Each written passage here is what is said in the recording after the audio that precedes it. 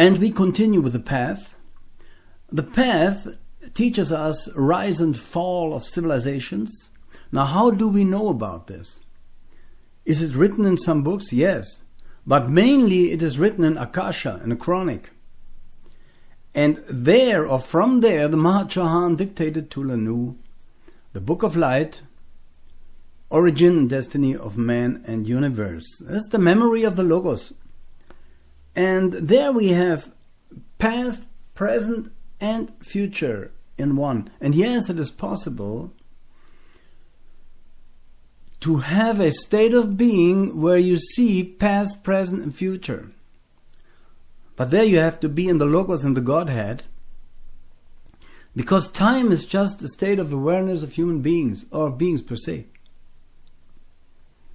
Time exists only with consciousness in material world, in transient world. But once you don't attach, or once you don't identify yourself anymore with the transient body, or with that which arises and passes away, then you are free of that situation.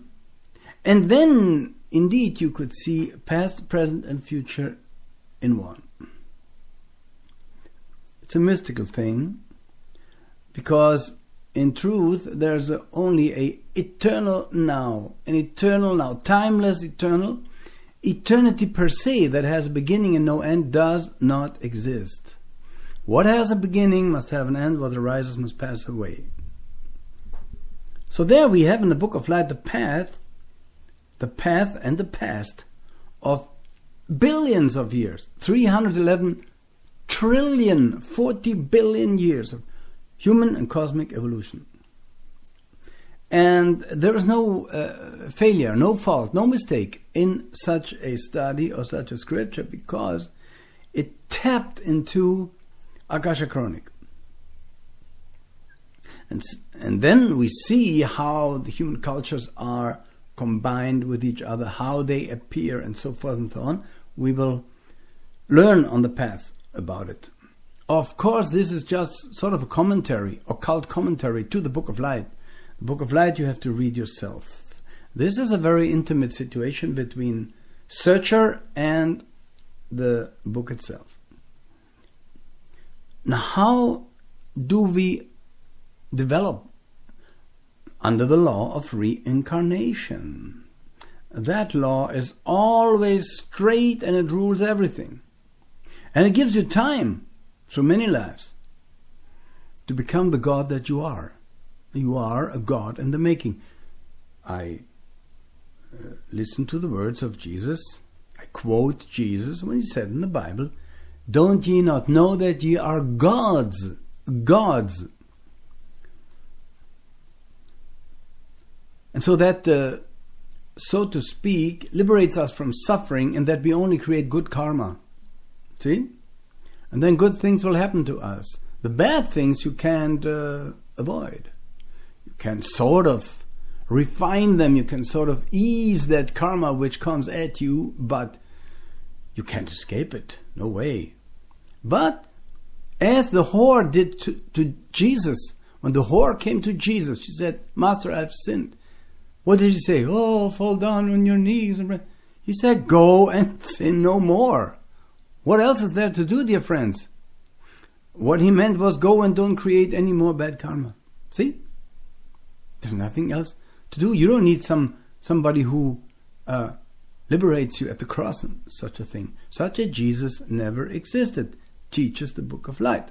Yet the Bible is a highly scientific work if you understand it, or if you read it with the right understanding, and you don't take the symbol for literally or for real. Now we have this karma and reincarnation is there so you can become a God-man. That's the purpose of life. God-man. That means you are in a physical body, yet aware of you being a God.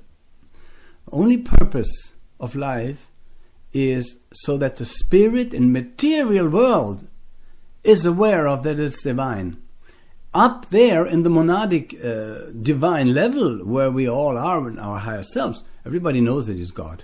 There's no problem. But down here not. And that's the purpose, to dive over and over again and again and again into matter, into material world, in different bodies, from mineral, plants, animal up to human kingdom, to then know I'm not a stone, I'm not an animal, I'm not a plant, I'm not even a human being. I am that I am. What else is there to learn? This is timeless, eternal immortality. The rest goes to pieces.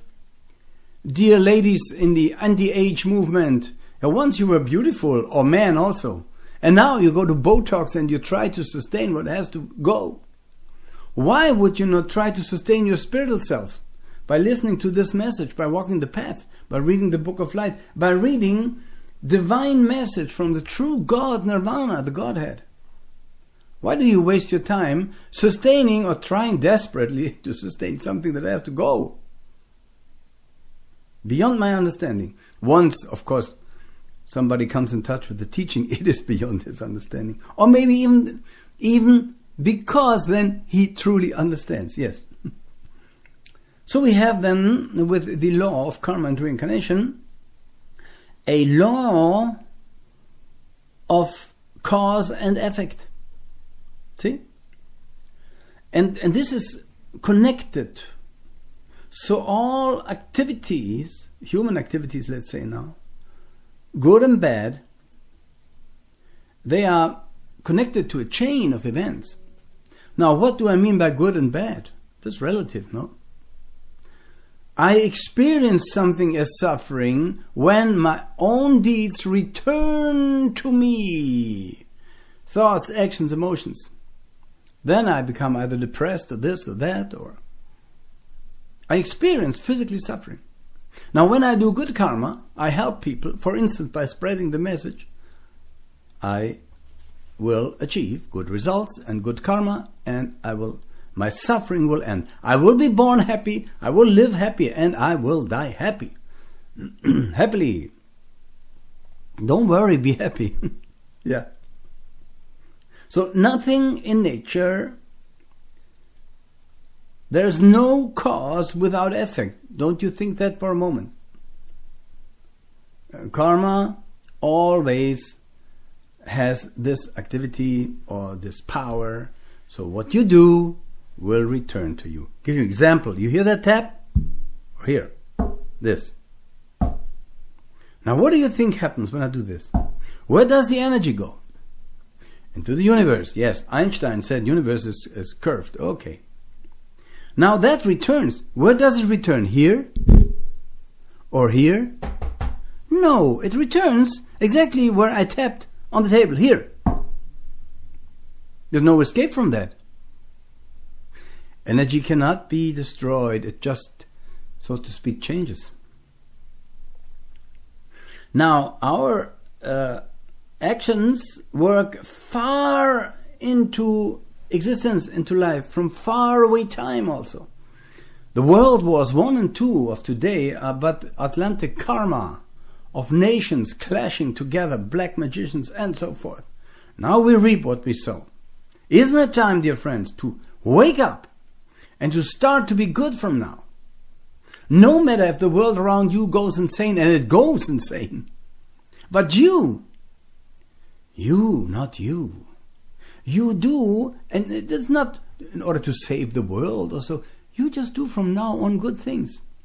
Go to your neighbor, say, can I help you? Maybe he laughs about, go away. Okay. But your intention, you see what I'm saying? This is a secret. It's a secret. Your intention, your good intention returns to you and blesses you. Let him laugh. See, you're going to see a homeless person. No, you don't have to take the burden of the entire world on your shoulders. There were 2 young people, they killed themselves here in Berlin. They wrote the last letter. We want to commit suicide, or we will commit suicide. Because how can we love each other when we know that at the same time 25,000 children starve to death? See what I mean? This is why we are many in the world. It's not our business of one person to take all the suffering of the world on him. He will crush down like these 2 young people. So what you are here for is for your neighbor. Just to go there, or the next person. Yeah, if there's a homeless, do what you can.